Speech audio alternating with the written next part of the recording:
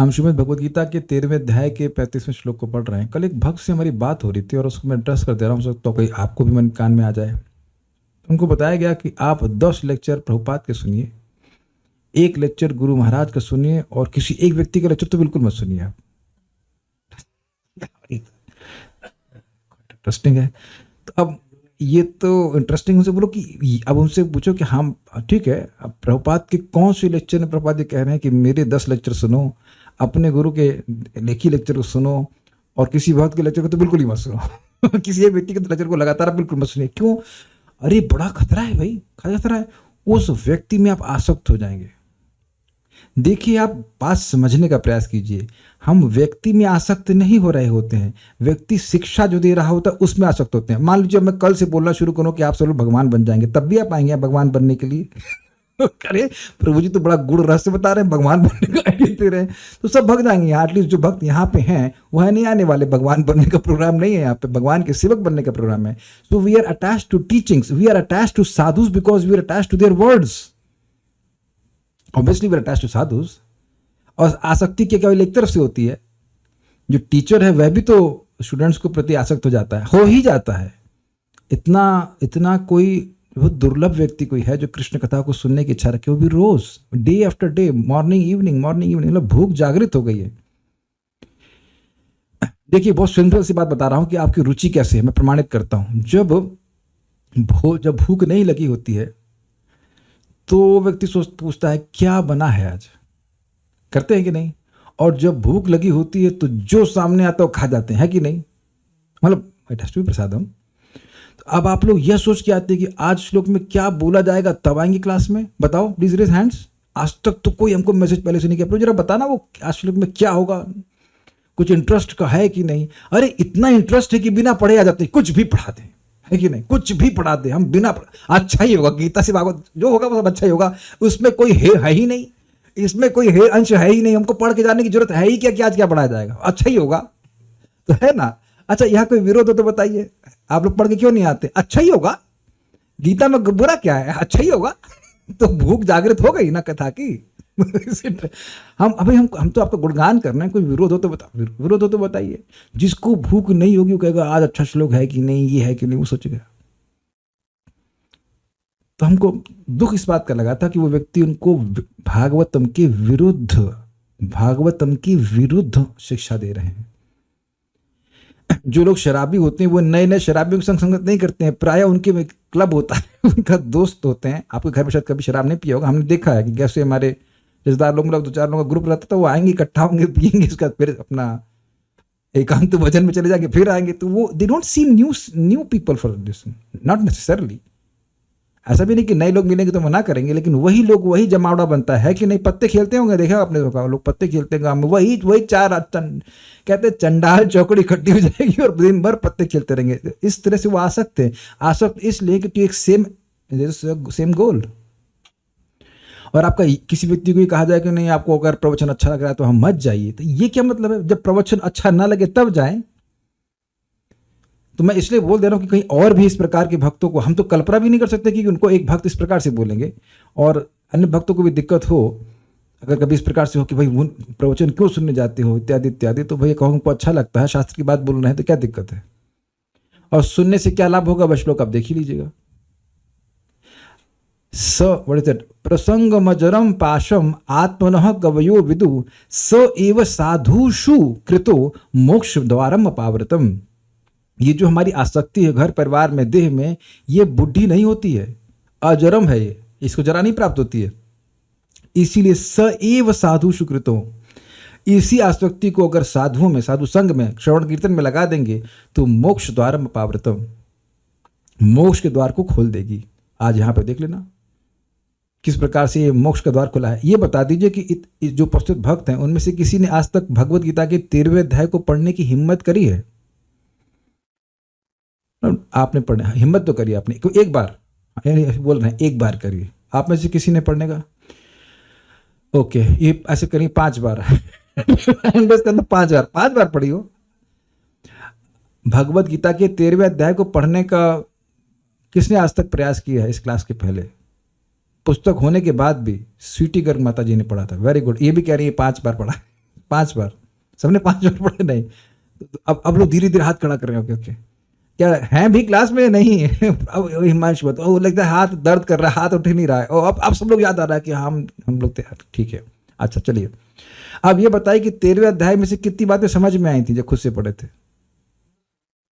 हाँ, तो कल्याणपुर ईमानदारी बात कर रहे कि हम सोने के लिए इस्तेमाल करते थे, जबकि जगने के लिए है श्लोक, इज इट नॉट?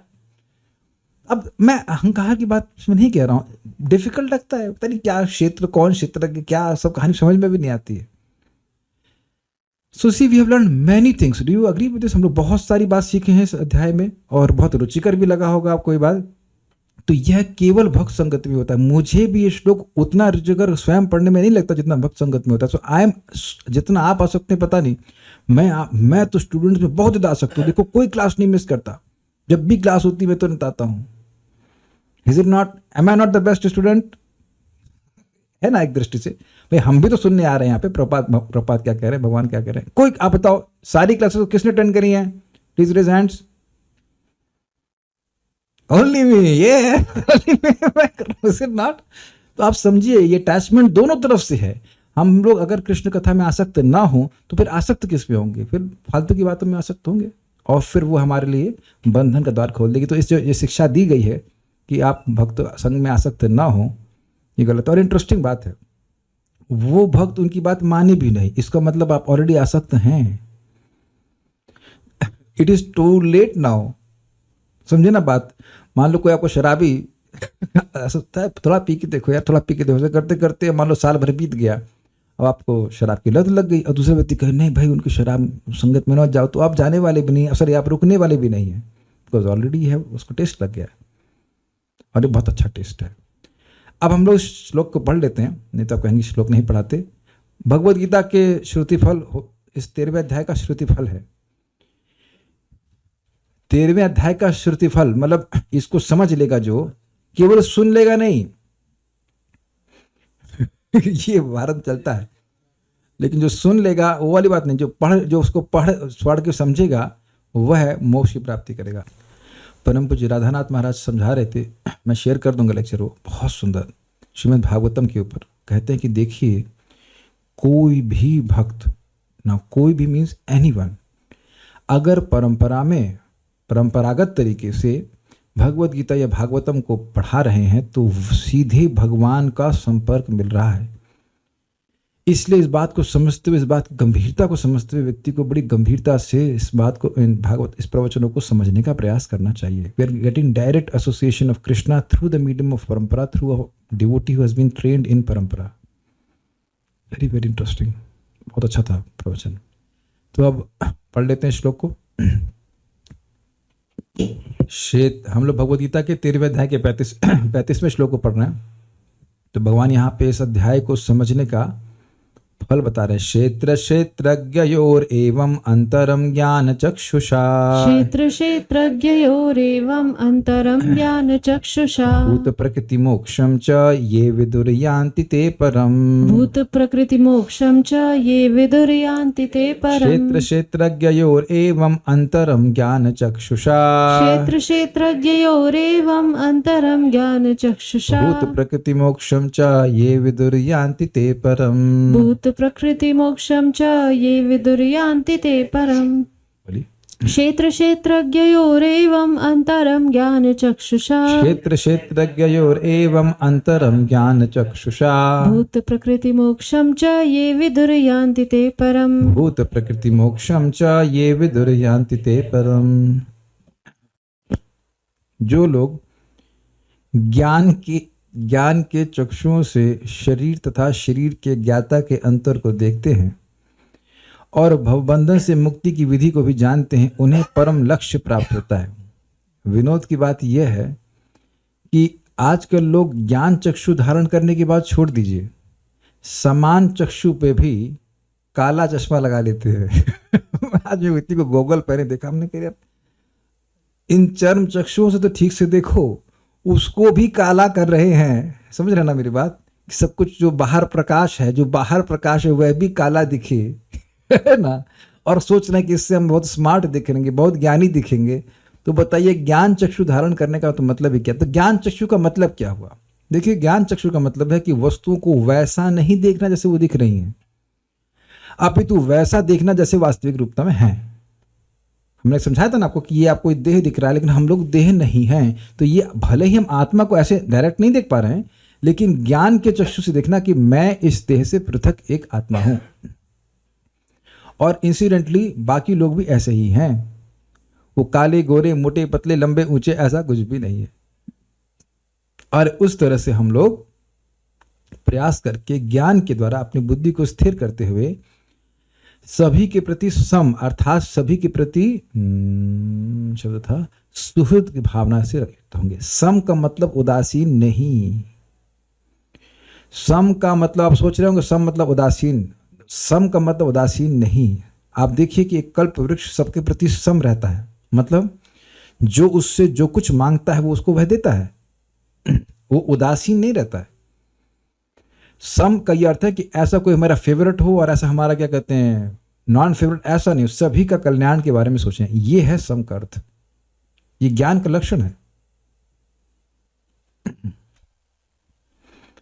आज हम एक बात को थोड़ा सा डांट रहे थे कि उन्हें एक अपने व्यक्ति का थोड़ा सा एक थे, जो भी हम डिटेल में नहीं जा रहे, उनको काइंड ऑफ नेग्लेक्ट किया इन अ वे। तो मैंने कहा कि देखिए, आप भक्ति में इसलिए नहीं आए थे क्योंकि लोगों ने या भक्तों ने आपको नेग्लेक्ट किया था, है ना। एक समय में हम भी तो अभक्त ही थे ना, कि आप सभी लोग पहले से नहीं, कोई भी नहीं था इस प्रकार से मोस्टली। तो भक्तों ने हमें प्रेम दिया था, इसलिए हम और प्रेम प्राप्त करने के लिए भक्ति में आए थे। यस, इसी तरह से हर व्यक्ति ही भक्ति में आ पाता है जब उसे अफेक्शन मिलता है। वो जो 6 लविंग एक्सचेंजेस है, प्रसाद देना, प्रसाद ग्रहण करना, दिल की बात बोलना, दिल की बात सुनना, इत्यादि इत्यादि। People want to know how much you care.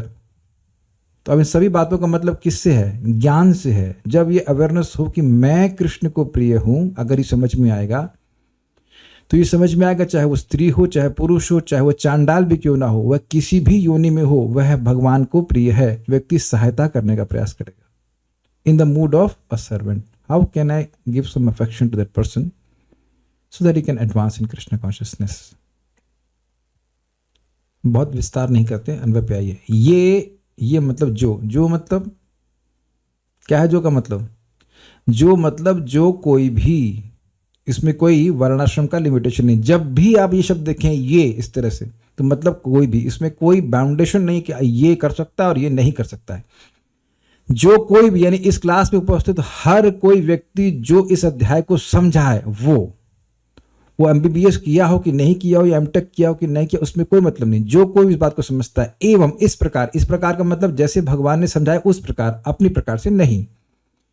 क्षेत्रज्ञ हो, क्षेत्र एवं क्षेत्रज्ञ के, क्षेत्रज्ञ मतलब यहां दोनों प्रकार के क्षेत्रज्ञ हो गए, जीवात्मा परमात्मा के अंतरम यानी भेद को, भूत प्रकृति मोक्षम च, एवं प्रकृति से भूत गण के मोक्ष के उपाय को। इसका मतलब है कैसे भौतिक प्रकृति से जीवात्मा मुक्त होता है उसके उपाय को, यानी कि कैसे उसको ज्ञान प्राप्त हो रहा है। 20 ज्ञान के उपाय बताए गए थे ना, अमानित्व, अदम्भित्व इत्यादि। उसको ज्ञान चक्षुषा, बिल्कुल स्पष्ट है, ज्ञान चक्षु द्वारा विदु अर्थात जानते हैं। जैसे आंखें डल हो जाती हैं तो कुछ उसमें मतलब डायमंड आई ड्रॉप्स डाल देते तो आंख अच्छी होने लग जाती है। जैसे डायमंड कटिंग होती है ना, उससे उसमें एक डायमंड आई ड्रॉप आती है तो आंख की रोशनी तेज हो जाती है। तो इसी प्रकार से ल्यूब्रिकेंट नहीं, आंखों में ल्यूब्रिकेंट नहीं, आंख में इंजन ऑयल नहीं डालते ना। अच्छा, वो आप क्लास नहीं दे रहे हैं, आप तो लुब्रिकेंट डलवा देते हैं आंख में, आई ड्रॉप डलवाते हैं, तो उससे आंख का क्या कहते हैं, काजल बोलते हैं क्या, काजल लगाते हैं इत्यादि, अंजन लगाते हैं, तो उससे आंख अच्छा हो जाता है, अच्छा देख पाता है। उसी प्रकार से ज्ञान चक्षु का मतलब है ज्ञान का अंजन, ज्ञानांजन शलाकया। तो ज्ञान का अंजन लगाने से व्यक्ति धीरे धीरे देखने में समर्थ हो जाता है। आप जानते हैं इस बात, क्योंकि कोई अंजन लगा रहा है तो तुरंत दृष्टि नहीं आती है, लेकिन तुरंत ही दृष्टि में सुधार होना शुरू हो गया है। तो तुरंत ही व्यक्ति हर व्यक्ति को आत्मा के रूप में नहीं देख पाता है, लेकिन बार बार सुनते व्यक्ति इस बात को स्वीकार करने लगता है। ना सिर्फ स्वीकार करने लगता है, वो देखने लगता है। इस बात को देखने का समझ गए। एक प्रॉपर एग्जाम्पल देते हैं। कार खराब है आपकी, आप देख रहे हैं कि नहीं? आपके देखने में और एक मैकेनिक के देखने में अंतर हो गया ना ज्ञान का। वो जान रहा है कि देख करके कि इसमें कितना क्या गड़बड़ है, क्या क्या क्या चीज़ गड़बड़ नहीं है। तो यही बात कहते हैं, ते परम यान्ति, परम पद प्राप्त करते हैं। ये तो समझ रहे होंगे आप भाई, जो समझा कि क्षेत्र है शरीर, और शरीर के विकारों को समझा, मतलब क्षेत्र के विकारों को समझा, यहाँ जो फसल उग रही है उसको समझ रहा है। मैं फसल नहीं हूँ, मैं फसल का अनुभव करने वाला, दैट मीन्स उनका भोक्तृत्व हूँ, सुख दुख का भोग करने वाला जीवात्मा है, लेकिन मैं इस क्षेत्र से भिन्न हूँ, ये समझे।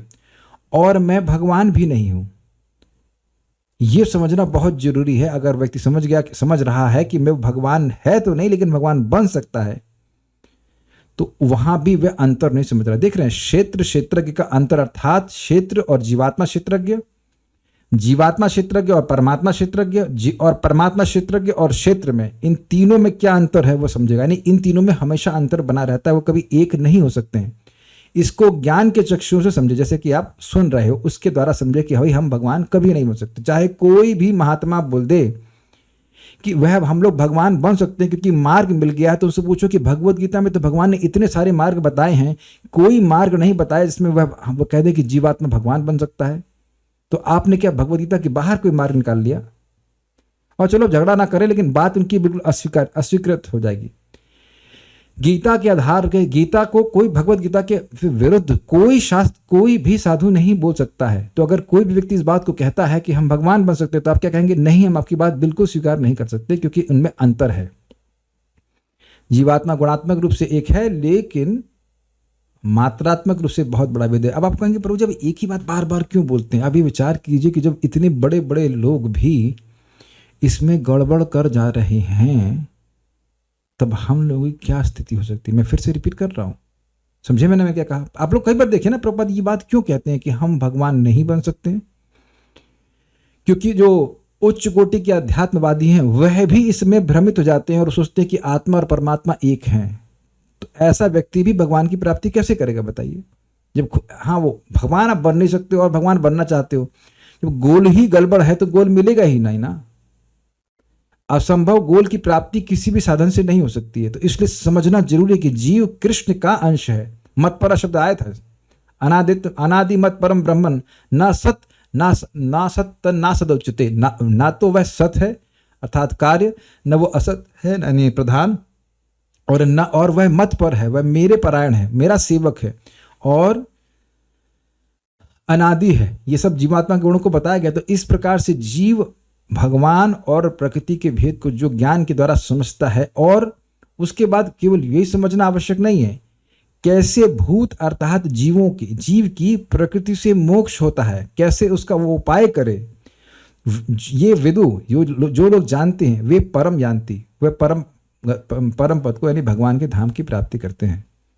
तो आप स्वाभाविक सी बात है इस 13वें अध्याय को समझने का रीजन मिल रहा है। रीजन ये है कि हम भगवान की प्राप्ति करते हैं, बट केवल इस श्लोक पढ़ करके नहीं हो जाता है। वो जो बताई गई हैं बातें उनको ग्रहण करें, अव्यभिचारिणी भक्ति इत्यादि इत्यादि। आज मैं इस पर फिर मुझे याद आ रहा था ऐसे कि जब व्यक्ति निष्काम भावना से जप करता है तो अब वह कुछ चाहता तो है नहीं, तो क्या प्राप्त होगा? कुछ नहीं ना। जब निष्काम भावना से जप कर रहा है तो उसके हृदय में आत्मज्ञान, भगवान का प्रेम, ये सब प्रकट होने लग जाता है।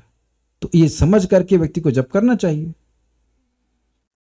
सेवा की इच्छा, भगवत प्रेम, सब कुछ वही मतलब हुआ ना, तो वो सब प्रकट होने लगता है, उसका जो स्वरूप है वो प्रकट होने लगता है। तो ये सुन करके व्यक्ति को विवेक धारण करके भजन करना चाहिए, तो जल्दी सिद्धि प्राप्त होगी। ओके, आज चलेगा नहीं लाइट? क्या स्विच ऑफ ही है? ऑफ है, लाइट नहीं आ रही इट सीम्स। ओके, नेक्स्ट हम देखते हैं सारार्थ दर्शनी। यहाँ अध्याय के तात्पर्य का उपसंहार कर रहे हैं, यानी किस उद्देश्य से अध्याय बोला गया है। जो क्षेत्र के साथ क्षेत्रज्ञ हो, अर्थात जीवात्मा और परमात्मा को जानते हैं, दोनों को जानते हैं, तथा जिस प्रकार प्रकृति से प्राणीगण का मोक्ष जाता है उस ध्यान आदि उपाय को जानते हैं, वे श्रेष्ठ स्थान प्राप्त करते हैं। ध्यान आदि उपाय का मतलब क्या है? ध्यान से देखिए, क्या मैं देह हूं या मैं देह से परे एक जीव हूं? समझे? ध्यान नहीं, ध्यान से हट गया तो हमारा ध्यान केवल देह पे जाएगा। ये रहा, ये मेरा दुश्मन, ये मेरा शत्रु, ये मेरा मित्र, गया वहां ध्यान हट गया ना। ज्ञान भी हट गया, ध्यान भी हट गया। अग्रीड? भ्रम हो गया ना कि मैं तो किसी इससे दुश्मनी कर रहा हूं या इसमें मित्रता कर रहा हूं। तो ये ध्यान आदि उपाय बहुत सारे थे, इसमें बहुत सारे उपाय ने बताया था, अमानित्वा, धम्मित्वा, अशांतिम, आर्जवम इत्यादि। नहीं, आर्जवम नहीं था, आर्जवम भी था। तो बहुत सारे गुण थे जिसके द्वारा व्यक्ति को ज्ञान प्राप्त होता है। तो वह ऐसा करते हैं तो वह श्रेष्ठ स्थान प्राप्त करते हैं। श्रेष्ठ मतलब ब्रह्मलोक प्राप्त करते हैं। देखिए, भौतिक जगत का कोई भी स्थान श्रेष्ठ नहीं है, क्योंकि वह आत्मा के रहने लायक नहीं है। श्रेष्ठ मतलब वैकुंठ। दोनों क्षेत्रज्ञों में से क्षेत्र धर्म भोगी जीवात्मा बद्ध होता है। ये क्या बोल गए भाई?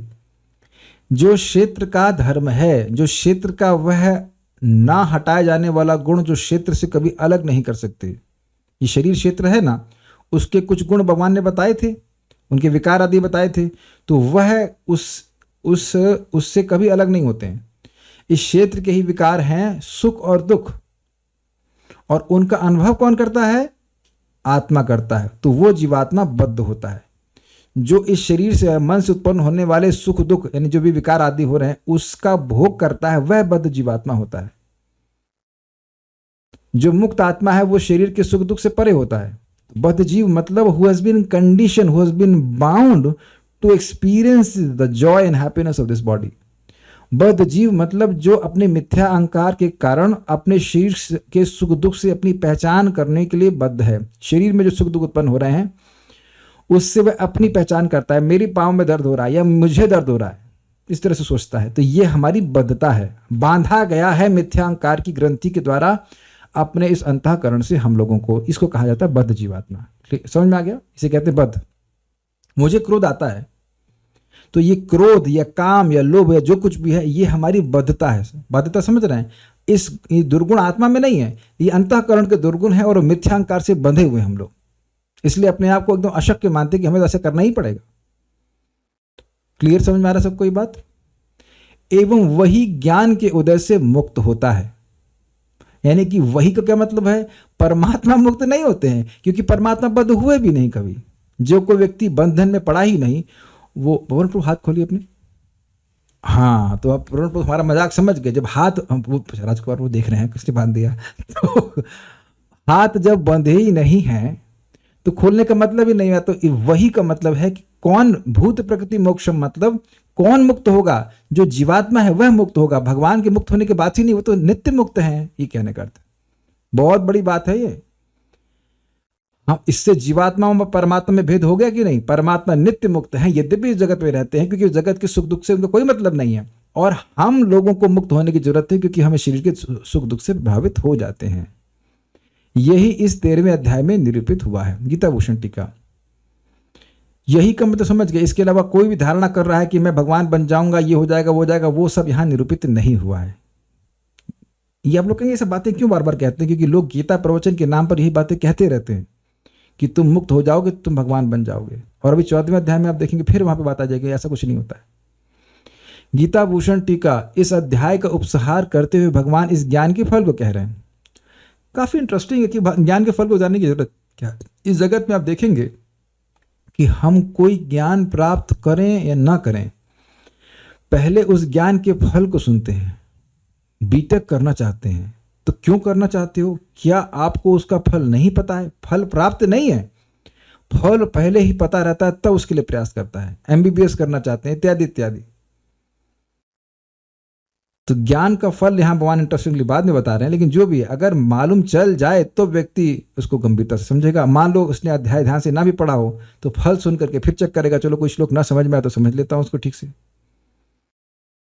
इस अध्याय का उपसंहार करते हुए भगवान इस ज्ञान के फल को कह रहे हैं। क्या कह रहे हैं? अंतरम मतलब भेद, अर्थात जो जीव भगवान और प्रकृति रूपी क्षेत्र के भेद को भेद देखने में समर्थ ज्ञान के चक्षुओं से मेरे द्वारा कहे गए तरीके से, ज्ञान चक्षुषा की व्याख्या हो रही है, जानते हैं, और जो प्रकृति से जीवों की मुक्ति के साधन को जानते हैं, भूत प्रकृति मोक्षम, जिसका प्रारंभ अमानित्व आदि श्लोक में हुआ था, तो ऐसे व्यक्ति मेरे परम आकर्षक धाम को जाते हैं, जो प्रकृति के परे है और जिसे आध्यात्मिक आकाश कहा जाता है। परम, इसका परम का अर्थ है बिल्कुल स्पष्ट अर्थ है।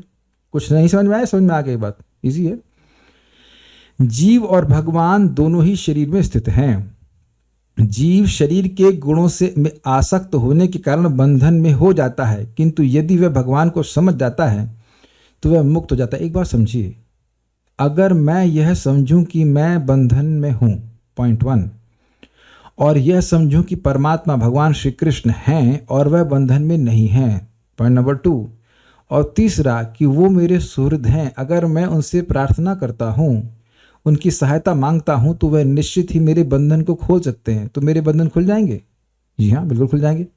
लेकिन अब अगर मैं ये मान लूं कि मैं तो भाई बद्ध हूं ही नहीं, मैं तो खाली मान रहा हूं कि मैं बद्ध हूं, तब आप कैसे, तब तो आप खाली अगर मानते ही रहेंगे बस खाली बात कि हम बद्ध हैं, तो फिर कभी प्रार्थना करेंगे ही नहीं। और अगर यह मान लिया कि भगवान भी मेरी तरह बद्ध हैं, तो सामने वाला बद्ध है तो फिर वो बंधा हुआ आपको कैसे खोलेगा? समझ में आ गया ना? अगर ये अवेयरनेस, आप प्लीज समझिए इस बात को, अगर मेरे हाथ बंधे हुए हैं और मैं ये मान रहा हूं कि बंधा नहीं हूं, खाली मान रहा हूं, ये मेरा इल्यूजन मात्र है, तो ये मूर्खता है। दूसरा, मैं कहूं कि मेरे वरुण प्रभु मित्र हैं, वो उनके हाथ भी बंधे हुए हैं, या मैं कहूं कि हाथ तो खुले हुए इनके लेकिन वो मेरे मित्र नहीं है, तो दोनों ही परिस्थिति में उनसे मैं सहायता नहीं मांग सकता हूं, जबकि सहायता बिल्कुल अवेलेबल है। आप लोग भागवतम सुन रहे हैं और आप देख रहे हैं कि ब्रह्मा जी कितने अवेयर हैं कि भगवान किस प्रकार से नित्य मुक्त हैं, और वह इतना डर रहे हैं माया से कि आज 12 घंटे में मेरे हो सकता है कि मैं माया में चला जाऊं। Brahma is so afraid. केवल 12 घंटे का समय बिताना है ब्रह्मा जी को, आपके लिए लंबा है लेकिन उनके लिए तो 12 घंटे का ही समय है, और उस 12 घंटे में वो डर रहे हैं कि भगवान कहीं मैं माया से प्रभावित ना हो जाऊं। यद्यपि उनकी मति ऐसी है कि भगवान के अलावा कहीं जाती नहीं है, फिर भी डर रहे हैं। तो वो समझ रहे हैं, वो बद्धता से डरते हैं, जो वाकई जो एलिवेटेड हैं वो डरते हैं कि माया कहीं पकड़ न ले उनको। तो बहुत इंपॉर्टेंट बात है, जब भगवान की महिमा को समझेगा तब वह भगवान से सहायता मांग सकता है, ये बात कहते हैं। जीव शरीर के गुणों में आसक्त होने के कारण बंधन में हो जाता है, अर्थात अगर अनासक्त हो तो बंधन में नहीं पड़ेगा। जैसे होटल में व्यक्ति वही जाता है और वही लोग होटल में रहते हैं जिन्हें वहाँ का भोजन खाना है, जिनको नहीं खाना वो वहाँ पे नहीं रहते, वो देखते हैं यहाँ होटल है, आगे निकल जाते हैं। आप लोग कहीं रास्ते में जाते होंगे, मान लीजिए शहर में रहते होंगे और डोमिनो फोमिनो जो भी होता हो, वहाँ कभी चेक इन करने नहीं जाते होंगे, व्हाट इज इनसाइड, ओके, यही बात करते हैं। परंतु यदि वह भगवान को समझ जाता है तो वह मुक्त हो जाता है। यह ज्ञान इस 13वें अध्याय में दिया गया है। तात्पर्य प्रभुपाद का, इस 13वें अध्याय का तात्पर्य यही है कि मनुष्य को शरीर के स्वामी तथा परमात्मा के अंतर को समझना चाहिए। उसे श्लोक 8 से लेकर 12 तक में वर्णित मुक्ति की विधि को समझना चाहिए, तभी वह परम गति को प्राप्त हो सकता है। एक छोटी सी बात, आप सभी लोगों ने भक्ति में आने से पहले भी मुक्ति शब्द जरूर सुना होगा, और मैं समझता हूं यहाँ पे ऐसा कोई व्यक्ति नहीं होगा जिसने मुक्ति शब्द ना सुना हो। इज एनीवन हियर जिसने भक्ति में आने से पहले मुक्ति शब्द सुना ही नहीं था? ओके, एक भक्त हैं, अच्छा, तो एक ही है, बाकी तो सही निकले, सभी ने सुना है ना मुक्ति। क्या सोचा था मुक्ति का मतलब? वरुण प्रभु सुना था ना मुक्ति का मतलब? क्या मतलब समझते थे वरुण का? छुट्टी। ओके, वेरी गुड, मुक्ति मतलब छुट्टी, सही है। किस चीज से छुट्टी? आप बताइए, कुछ कह रहे थे आप माइक पे। एक बार कह रहे हैं, मैंने सुना था कि मुक्त होकर स्टार बन जाते हैं। स्टार मीन्स तारा, अच्छा, टिमटिमाने वाला तारा। आपने क्या सुना था? अच्छा, इन्होंने राजकुमार प्रभु ने सुना था कि इस धरती पे फिर नहीं आएंगे, लेकिन चंद्रमा पे तो आ सकते हैं ना। ये बोले कि धरती में नहीं आओगे, लेकिन हो सकता है कि चंद्रमा पे पहुंच जाते। तो आप समझ रहे हैं कि कुछ कंसेप्शन था मुक्ति का, यानी कि इंट्यूटिवली सब लोग, कुछ बात भारत में फैली हुई है, सनसनीखेज खबर है कि जगत दुखमय है। जिन लोगों ने मुक्ति सुनी होगी, या फिर अगर अपने बाबा जी को मरते हुए अगर देखे हो या मरने से पहले, तो सुना होगा कि हम बस मुक्ति चाहते हैं लेकिन थोड़ा छोला दे देना।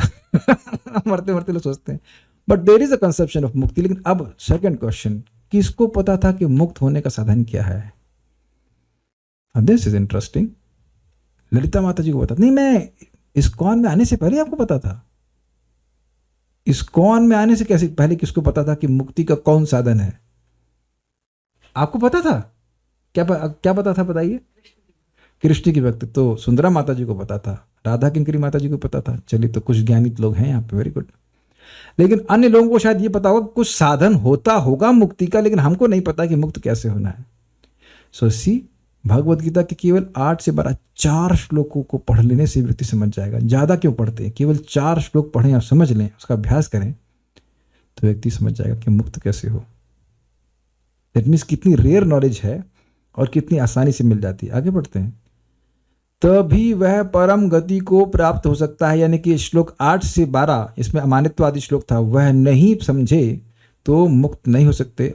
और उसमें भी सबसे महत्वपूर्ण था भक्तिर अव्यभिचारिणी। सारे पढ़े और भूल गए, वो अव्यभिचारी भक्ति वो भी होता है क्या, वो ही भूल गए। जैसे माता जी ने बताया भी कृष्ण भक्ति से मुक्ति होती है, वो भूल गए तो अमानी हो चाहे कुछ भी हो, चाहे घर परिवार को छोड़ दे, लेकिन व्यक्ति मुक्त नहीं हो सकता। श्रद्धालु को चाहिए कि सर्वप्रथम वह ईश्वर का श्रवण करने के लिए सत्संगति करे और धीरे धीरे प्रबुद्ध बने। इसका क्या मतलब है, बहुत ज्यादा जबरदस्त चीज है। एसोसिएशन, भक्तों की संगत में ही ईश्वर का श्रवण होगा, नहीं तो ईश्वर परमेश्वर परमपिता ये शब्द तो सुनेंगे, लेकिन यह समझ भी नहीं आया कि बाप का नाम कौन है, क्या है। फॉर्म पे पूछा जाए कि आपके परमपिता का नाम बताओ, तो पिता का नाम पता है और उससे परे कौन है, दादाजी, वही नाम लिख दिया आ जाएंगे, है ना। We will never know who is that परमपिता।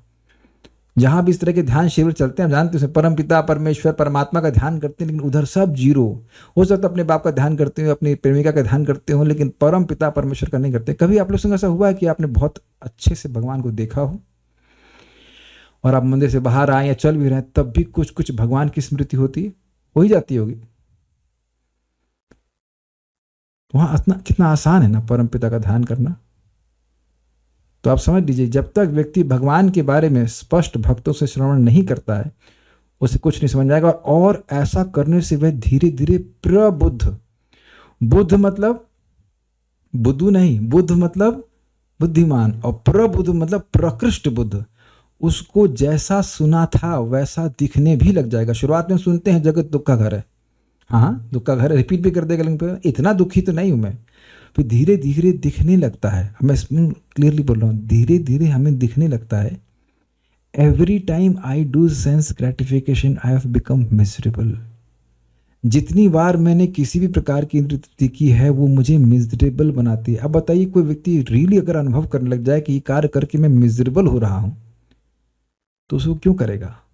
वो तभी तक कर रहा है जब तक उसको ये दिख नहीं रहा है कि वो मिजरेबल है।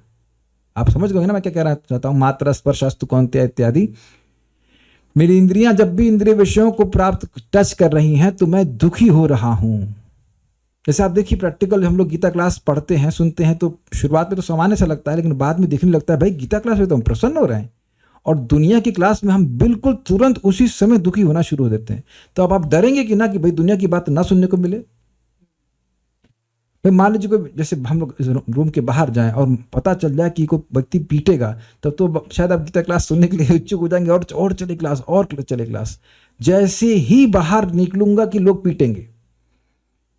आप लोग इस बात को शायद समझ रहे हो ना समझ रहे हो, लड़के लोग कभी झगड़ा करते हैं, वो जानते हैं कि कभी झगड़ा होगा, ग्रुपबाजी हो जाती है, तो उस क्षेत्र में जाएंगे तो 5-6 मिलकर लोग हमको पीटेंगे, तो लड़के लोग डरते हैं, उस स्थान में नहीं जाते। अकेले पड़ गए तो पिटाई होगी। अब समझ गए ना मैं क्या कह रहा हूं। तो अकेले पड़ गए, इंद्रियों का आवेग आ जाएगा, ये काम क्रोध मोह ये मेरी पिटाई ही करते हैं, इनकी सेवा करने से मुझे कुछ नहीं मिलता, केवल पिटाई मिलती। जब ये प्रबुद्ध हो जाएगा तो उसे दिखने लग जाएगा, ही विल बी फियरफुल कि इंद्रियां मुझे घसीट करके अपने सेवा में ना लगा दें, जबरदस्ती ना लगा दें। तो पहले तो हम सुनते रहते हैं, इसे कहते हैं श्रवण दशा, और उसके बाद वर्ण दशा, हम उसे एक्सेप्ट भी करने लगते हैं। नहीं नहीं, ये मेरे हित के लिए बोला जा रहा है, इंद्रियों का स्वयं मुझे टॉर्चर नहीं है, ये मेरे हित के लिए कहा जा रहा है। जैसे बहुत सिंपल सी बात हमने नेक्टर इंस्ट्रक्शन में पढ़ी कि जैसे ही हम भौतिक वार्ता करते हैं तुरंत मिथ्याहंकार एक्टिव हो जाता है कि मैं देह हूं। तो शुरुआत में तो बात एकदम अस्वीकृत लगती है, क्या फर्क पड़ता है, थोड़ा सा हम बात कर लेते हैं, कुछ सुन लेते हैं, लेकिन धीरे धीरे प्रबुद्ध होता है तो व्यक्ति दिखने लगता है, तो उसके अनुसार वह अपना जीवन करने लगता है। ये बात कहते हैं, मेरे खुद की इंटेलिजेंस भी आ जाती है, पहले बोला जा रहा है और फिर खुद की इंटेलिजेंस भी आ जाती है।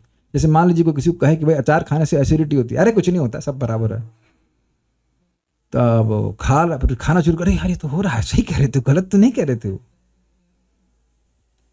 यदि गुरु स्वीकार कर लिया जाए तो पदार्थ तथा आत्मा के अंतर को समझा जा सकता है और वही अग्रिम आत्म साक्षात्कार के लिए शुभारंभ बन जाता है। समझिए इसका मतलब क्या? इसका मतलब है कि जब तक देह और आत्मा के भेद का ज्ञान नहीं दिया जाएगा, there is no question of atma sakshatkar. आप किसका साक्षात्कार करना चाहते हो? आत्मा का। तो पता ही नहीं कि आत्मा क्या है, तो साक्षात्कार किसका करना चाहते हैं? तो जब तक व्यक्ति ये भावना में रहेगा, उसको थ्योरी भी ये क्लियर नहीं होगी कि वह देह नहीं है, तब तक वो आत्म साक्षात्कार के प्रोसेस में नहीं है, भले वो हरि नाम कर रहा हो। ऐसी बातें कैसे कहते हैं? वो हरे कृष्ण मंत्र कर रहा है नौकरी करने के लिए, ये करने के लिए, वो करने के लिए कर लिए, वो आत्म साक्षात्कार के लिए हरे कृष्ण नहीं कर रहा है। इसीलिए भगवान ने सबसे पहली बात ये समझाई कि तुम शरीर नहीं आत्मा हो। तो अगर निष्काम कर्म योग कर रहे हैं तो वहां भी ये ज्ञान, इसके पीछे ज्ञान का आधार है कि मैं आत्मा हूं, इसलिए इस कर्म को मैं अपने आत्म साक्षात्कार के लिए कर रहा हूं, इसलिए मैं इसे अपनी सकाम भावना के लिए नहीं करूंगा। अगर भक्ति भी व्यक्ति कर रहा है तो भक्ति को भी साधना भक्ति कब कहते हैं बताइए? तब कहते हैं जब उसका लक्ष्य भाव भक्ति। तो भाव किसको मिलेगा? शरीर को मिलेगा कि आत्मा को मिलेगा? तो व्यक्ति को समझना पड़ेगा, संबंध ज्ञान से युक्त होना पड़ेगा कि भाई मैं कृष्ण का सेवक हूं। ये मैं अपने मन से नहीं कह रहा हूं। नाम अपराध होता है अनजाने में, तो व्यक्ति को भौतिक लाभ मिलता है, भौतिक सुख मिलता है। जानबूझ के नाम अपराध कर रहा है तो उसे नारक की गति प्राप्त होती है। अभी हम पढ़ाएंगे कुछ समय बाद नाम अष्टक में। अनजान मतलब वो नामाभास होता है तो मुक्त हो जाता है, और संबंध ज्ञान से युक्त होकर हरि नाम करता है, तब उसे भगवत प्रेम प्राप्त होता है कि मैं कृष्ण का सेवक हूं, मैं आत्मा हूं, मैं कृष्ण का सेवक हूं, ये भगवान का नाम मैं भगवत प्रेम प्राप्त करने के लिए कर रहा हूं। इस प्रकार से जब वो करता है तो उसे भगवान के प्रेम की ओर अग्रसर उन्नति प्राप्त होती है। तो ये संबंध ज्ञान का बहुत बड़ा प्रभाव है। इसलिए यहाँ पे कह रहे हैं कि संबंध ज्ञान व्यक्ति समझे कि मैं पदार्थ से पृथक हूं, पदार्थ की प्राप्ति के लिए अपने साधन को ना करूं। तब वह कहते हैं कि वही अग्रिम आत्म साक्षात्कार के लिए शुभारंभ बन जाता है। गुरु अनेक प्रकार के उपदेशों से अपने शिष्यों को देहात्म बुद्धि से मुक्त होने की शिक्षा देता है। क्या मतलब है? क्या बढ़िया श्लोक बोल रहे हैं प्रभुपाद। श्लोक में इस बात बोल रहे हैं। लोग जनरली सोचते हैं, एक वक्त ने पूछा था कि भाई दीक्षा कब लेनी चाहिए? जब हम इंटरेस्टेड हों आत्म साक्षात्कार में। आंसर हो गया, दीक्षा काले शिष्य करे आत्मसमर्पण। मैं इस प्रश्न को सोच रहा था। दीक्षा काले शिष्य करे आत्मसमर्पण, सेई काले कृष्ण करे तार आत्मसम। दीक्षा के समय शिष्य आत्मसमर्पण करता है। आत्मसमर्पण का मतलब क्या है? मैं अभी तक आज तक अपने आप को, अपनी इंद्रियों को और भोगों को समर्पित रहा हूं। भगवान मैं ऐसा नहीं करूंगा, गुरु महाराज मैं ऐसा नहीं करूंगा, मैं आपके आदेश के अनुसार चलूंगा। जैसे हम वैद्य को बोलते हैं कि हम आपके अनुसार खाएंगे पिएंगे। यद्यपि हो सकता हो कि हमारी इच्छा ना हो उनके अनुसार चलने की, या इंक्लिनेशन अलग हो, लेकिन अपना हित समझते हुए उनकी आज्ञा के अनुसार चलते हैं। Do we see it as torture? It may feel like torture but we don't accept it as torture. जैसे कोलेस्ट्रॉल कम करने के लिए हम वो उसका कहते हैं, कौन सी चीज़ है वो, दालचीनी और अर्जुन टी का काढ़ा पीते हैं। वो है बहुत कड़वा, लेकिन उसका प्रभाव दिख रहा है कि कोलेस्ट्रॉल कम हो रहा है। तो भले वो टॉर्चर जैसा फील हो रहा है, लेकिन मैं स्वेच्छा से ग्रहण कर रहा हूं कि मुझे मुंह खोल कर जबरदस्ती घुसाया जाता है। तो क्या ऐसे दवा पीते हैं हम? तो जब किसी का ये विवेक हो गया कि भाई ये इस दवा की कड़वाहट से कहीं अधिक वो कड़वाहट होगी कि किसी को हार्ट अटैक पड़ जाए, तो व्यक्ति ग्रहण कर लेता है और भाग्य मानता है कि हमें कितनी सस्ती, कितनी अच्छी प्रभावशाली दवा मिल गई। अब आप कहेंगे कि ऐसे बातें मैं क्यों कहता हूं? जब कोई व्यक्ति इस प्रकार से शिक्षित नहीं होता तो जो दीक्षा में उसको जो भाग्य मिला है उसको अपना दुर्भाग्य और अपना बोझा मानता है। काहे को मिल गई दीक्षा, काहे को मैंने ले ली 16 माला का जप और ये नियमों का पालन इत्यादि इत्यादि। और अगर वाकई व्यक्ति की ट्रेनिंग हुई है तो वो समझेगा मेरा कितना बड़ा भाग्य, कितना सिंपल प्रोसीजर है और उससे मैं भगवान के धाम की प्राप्ति कर लूंगा। I hope this very clear. वो उत्साहित रहेगा या रहेगी कि भाई हमको सुबह उठना, भगवान का नाम जप करना है। हमें एक व्यक्ति बता रहे थे कि एक दीक्षित भक्त के बारे में बता रहे थे, कह रहे थे उनका रात तक माला होता, कहते हैं इतनी सेवा है कि हम क्या करें, हम हो ही नहीं रहा है। तो समझ रहे वो माला भी पूरा केवल बोझा मान करके हो रही है। शायद मन में ये भी आ रहा है कि हमें दीक्षा मिली ही क्यों। आई विल नॉट से कि ऐसा सोच ही रहे होंगे, लेकिन रोज ही अगर आप रात में माला खत्म कर रहे हो अपने 16 माला, तो खींचतान के कर रहे हैं ना कहीं उस व्यक्ति की गलती है जो इस प्रकार से उनको सिखाया ही नहीं कि सुबह माला कर लेना चाहिए। सुबह करने से कितना उत्साह रहता है, इट इज अमेजिंग। चाहे आपकी दीक्षा हुई हो फॉर्मली या ना हुई हो, व्यक्ति उत्साहित रहता है। तो ये उपदेश नहीं मिला है व्यक्ति को। और ये एक बात ध्यान से सुन लीजिए, उपदेश एक बार में समझ में नहीं आता है। उपदेश की लैंग्वेज भी समझ में नहीं आती। उपदेश हृदय में घुसने की तो बात छोड़ दीजिए, बल्कि उसके विपरीत बात बोलने वाले हो जाते हैं कि किसी की सेवा करिए, आपका 16 माला नहीं हो तो भी मलाल नहीं हो। अरे हम हलाल हो गए, आप मलाल की बात कर रहे हो, हमारी साधना हलाल, हम ही हलाल हो गए, आप कहते हैं मलाल नहीं। क्या बातें करते। तो जो ऐसी बातें बोल रहे हैं, जो आप यहां से उपदेश सुन रहे हैं, उसके विपरीत कुछ और उपदेश बहुत सारे सुनने वाले हैं, और हम तो रोज देख रहे हैं कि लोग सुनते हैं। तो सहायता साधु की होती है वाणी के द्वारा, और इस श्रीमद् भागवतम का वचन है, संतम एवा विच्छिन्दन्ति, वाणी उक्त भी कर कुछ लोग अपनी वाणी, अपनी उक्ति के द्वारा हमारे इस आसक्तियों को भक्त लोग काटते हैं। तो मैं कोई संत नहीं हूं, ना मैं कोई भक्त हूं, मैं तो प्रभुपाद की बातों को रिपीट कर रहा हूं बस। इससे उससे मेरी भी आसक्तियां समाप्त होती हैं, और जो सुनने वाला है उसकी भी आसक्ति समाप्त होती है। That's what they are telling again and again and again and again. बहुत सिंपल सी बात बोलूंगा। भक्ति तीर्थ महाराज बताते हैं, पहले वो घनश्याम दास थे और वो अफ्रीकन बॉडी में थे, तो काले बॉडी में थे। तो अब वो अमेरिका में ज्वाइन किए, तो वहाँ जो वाइट बॉडी में थे वो कुछ ऐसा लग रहा था उनको कि भेदभाव कर रहे हैं। तो उन्हें प्रभुपाद के पास जाकर कंप्लेन किया कि प्रभुपाद ये लोग बहुत बॉडीली कंसप्शन में है और वो मेरे प्रति खराब बर्ताव कर रहे हैं। तो प्रभुपाद ने कहा कि तुम भी तो बॉडीली कंसप्शन में हो, जो सोच रहे हो कि तुम्हारे प्रति खराब बर्ताव हो रहा है। एकदम हिल गए। वो कहते हाँ, मैं जो सोच रहा हूं कि मेरे प्रति खराब बर्ताव हो रहा है, तो ये भी तो बॉडीली कंसप्शन है। तुम दूसरों पे आरोप कर रहे हो, लेकिन वही बीमारी से तुम भी तो ग्रसित हो। And that was very shocking, is it not? और क्या बोलेंगे वो बताइए? हम लोग ऐसा कई बार बोल सकते हैं कि वो अमुक भक्त बहुत बॉडीली कंसप्शन में हमारे प्रति खराब बर्ताव कर रहा है, तो हम भी तो बॉडीली कंसप्शन में हो गए ना फिर। तो जैसे हमसे बाहर हमारे लिए अपने बॉडीली कंसप्शन से बाहर निकलना मुश्किल है, सामने वाले के लिए मुश्किल है। प्लान कर लीजिए, क्या कर सकते। तो हम खाली बात कर रहे थे कि शिक्षा से, शिक्षा देता है। अब इसका प्रैक्टिकल मतलब क्या है? शिक्षा इस बात की दी जा रही है कि आप देह के धर्म को स्वीकार न करते हुए देह का उपयोग भगवान की सेवा के लिए कीजिए। यह है देहात्म बुद्धि से मुक्त होना। क्लियर? किसी न किसी रूप में हम अपने आप को सेवा में लगाए रखें, तब आप आत्मा के रूप में कार्य कर रहे हो और आत्मा का धर्म प्रकट हो जाएगा। जैसे लोहा मीन्स क्या कहेंगे उसको, कॉइल हीटर देखा होगा आपने। तो कॉइल हीटर में लोहे की कॉइल लगी रहती है, करंट के संपर्क में रहती जाती, तो फिर वो अग्नि की तरह ही कार्य करने लगती हैं। तो आप ये नहीं कहोगे कि कॉइल मत छू, आप कहेंगे अग्नि को मत छू, यही बोलेंगे ना। अरे वो अग्नि, वहां पे आग है, वहां मत छू। तो इस प्रकार से शरीर जो है उसका उपयोग भगवान की सेवा में करना चाहिए। ये है देहात्म बुद्धि से रहित होने का मतलब, उसकी ट्रेनिंग दी जाती है। उदाहरणार्थ भगवद गीता में कृष्ण अर्जुन को भौतिक बातों से मुक्त होने के लिए शिक्षा देते हैं। What is that? कश्मलमिदम विषमे समुपस्थितम, कुतस्तम कश्मलमिदम विषमे समुपस्थितम, अनार्यजुष्टम अस्वर्गम अकीर्तिकर्मर्तम। ये कचरा कहां से आ गया? भगवान ने बोला, और वो भी इसने इतनी युद्ध के समय में। तो जो बड़ी बड़ी बातें बोल रहे थे नैतिकता की, वह देह के आधार पर था, और उसको भगवान ने कहा ये कचरा है, कश्मल है, नश, ये कचरा है, ये कहां से आ गया? मैं सामने खड़ा हूं तो सूर्य के सामने होते हुए अंधकार कहां से आ गया? भगवान ने ऐसा कहा। ये इंटरेस्टिंग है कि जब तक भगवान बोले नहीं, तो भगवान के सामने रहते हुए भी अर्जुन अंधकार में थे। This is very interesting. भगवान जब बोलने लगे हैं तब अर्जुन कहते हैं कि नहीं शिष्य हम नहीं। जब भगवान शिष्य बनने के बाद जो बोलना शुरू भगवान कर रहे हैं, तब उन अर्जुन का जो है ज्ञान नष्ट हो रहा है। 10वें अध्याय में वो कहते हैं कि मुझे बड़ा अच्छा लग रहा है, अमृत लग रहा है, और 18वें अध्याय में कहते हैं कि मेरा सारा मोह नष्ट हो गया, कि मैं तो आपका सेवक हूं, मुझे आपकी बात माननी है। ये बात उनको समझ में आ गई। मनुष्य यह तो समझ सकता है कि यह शरीर पदार्थ है और इसे 24 तत्वों में विश्लेषित किया जा सकता है, एनालिसिस किया सकता है। शरीर स्थूल अभिव्यक्ति है और मन तथा मनोवैज्ञानिक प्रभाव सूक्ष्म अभिव्यक्ति है। स्पष्ट है? जीवन के लक्षण इन्हीं तत्वों की अंतःक्रिया के विकार हैं, किंतु इनसे भी ऊपर आत्मा और परमात्मा है। आत्मा तथा परमात्मा दो हैं, एक नहीं है। यह भौतिक जगत आत्मा तथा 24 तत्वों के संयोग से कार्यशील है, यह भी समझ में आता है। जो संपूर्ण भौतिक जगत की रचना को आत्मा तथा तत्वों के संयोग से हुई मानता है और परमात्मा की स्थिति को भी देखता है, वही वैकुंठ जाने का अधिकारी बनता है। वही का मतलब क्या है? वही मीन्स ओनली ही और शी, यानी कि जिसने यह कह दिया कि मैं देह नहीं हूं लेकिन मैं भगवान हूं, वह भगवान के पास नहीं जा पाएगा। उसको अगली जीवन की क्लास में आना पड़ेगा कि समझेगा कि नहीं भाई, मैं तो भगवान नहीं हूं। ये बातें चिंतन तथा साक्षात्कार की हैं, मनन करना चाहिए और अनुभव भी करता है शास्त्र भक्ति के अभ्यास के द्वारा। समझे? चिंतन मतलब मानसिक चिंतन, विचार करे, सुने, विचार करे, नहीं मैं देह नहीं हूं।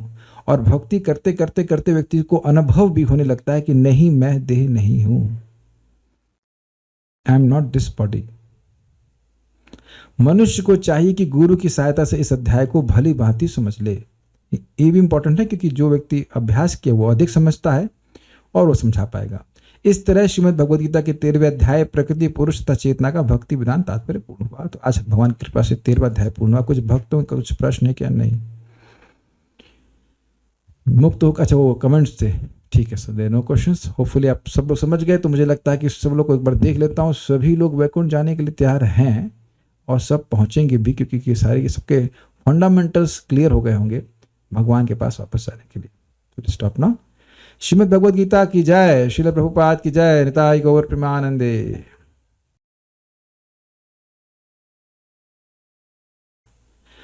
अफेक्शन नहीं देना क्या होता है मैं समझाता हूं, फिर से समझाएगा अफेक्शन देना क्या होता है। घर पे कोई आए तो उसको अफेक्शन नहीं देने का मतलब है कि पानी भर ना पूछे, और अगर आप उसके घर में जाएं तो वो भी आपके संग यही करे कि आपको पानी भी ना पूछे।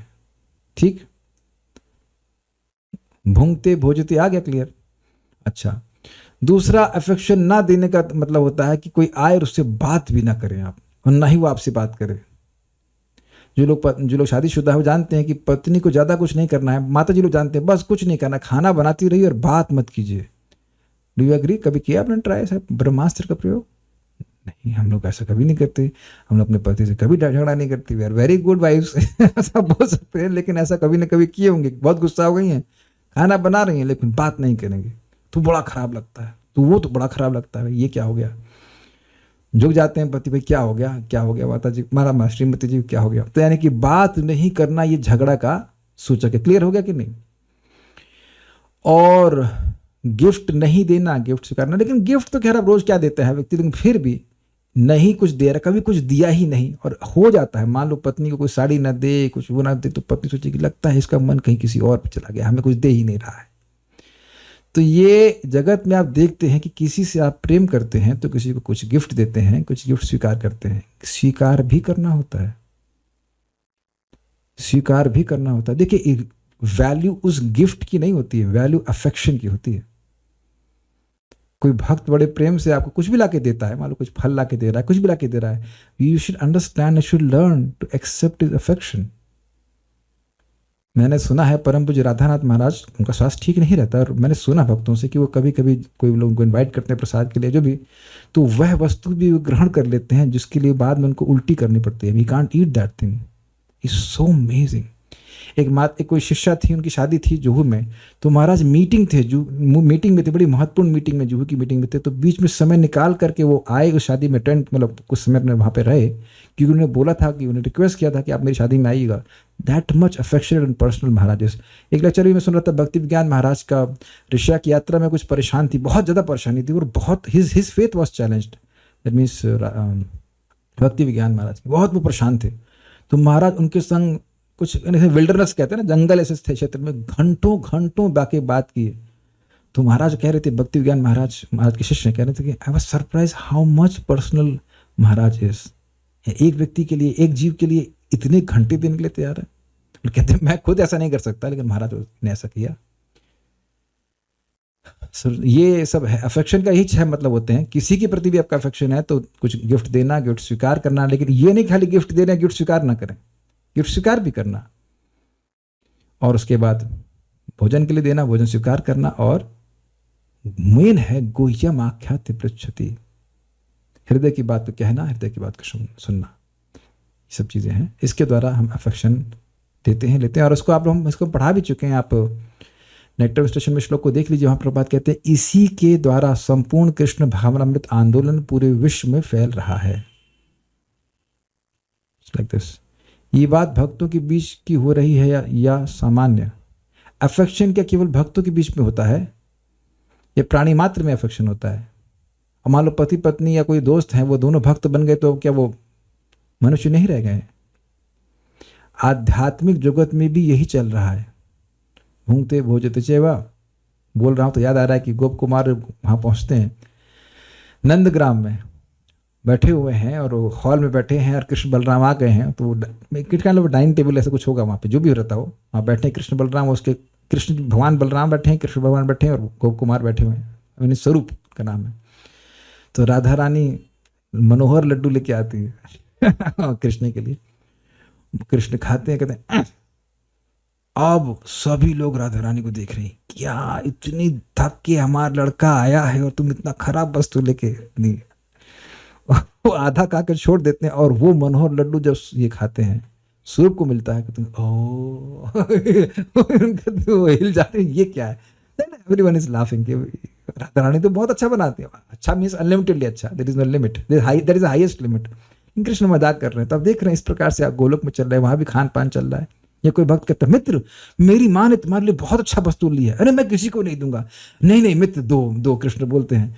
कहते नहीं नहीं नहीं मैं किसी को नहीं दूंगा, अरे नहीं दो दो। तो फिर वो मुंह कहता है आंखें बंद करो, तो कृष्ण आंखें बंद करते हैं, मुंह खोलते हैं, उतने में फूल डाल देता है उनके मुंह में और सब हंस रहे हैं, ऐसे करके ताली बजा रहे हैं। So like this, they are talking, they are sharing these things like this. ठीक है। एक भक्त मनोहर लड्डू की रेसिपी पूछ रहे हैं। अच्छा मेरा तो कनेक्शन बन ही गया राधा रानी से, तो मैं अभी राधा रानी को फोन करता हूँ कि माता जी पूछ रही हैं और भी बनाएंगी। तो पहले तो राधा रानी पूछेंगी तुम्हारे पास इंग्रेडिएंट है, घी तुम्हारे पास है नहीं, मनोहर लड्डू बनाओगे। What is our Manohar Laddu which offered to Krishna? हरे कृष्णा कृष्णा कृष्णा हरे हरे, हरे राम राम राम हरे हरे। हमें तो काफी कुछ जलेबी ऐसा लगता है, देखिए ना, Hare Hare you make jalebis an offer to Krishna. Okay, ये सब बातें कुछ ज्यादा से लिंक नहीं, तो स्टॉप ना। हरे भक्ति क्योंकि जीव का स्वरूपगत अधिकार है, इससे केवल एक योग्यता हो जो कि हमारे सबके पास है। हम सुनी हुई बातों को स्वीकार करते हैं, बचपन से लेकर आज तक स्वीकार करते आए हैं। तो भक्ति करने में बस एक चीज आ जाए कि जो भक्तगण कह रहे हैं शास्त्र के अनुसार उसको स्वीकार करता चला जाए।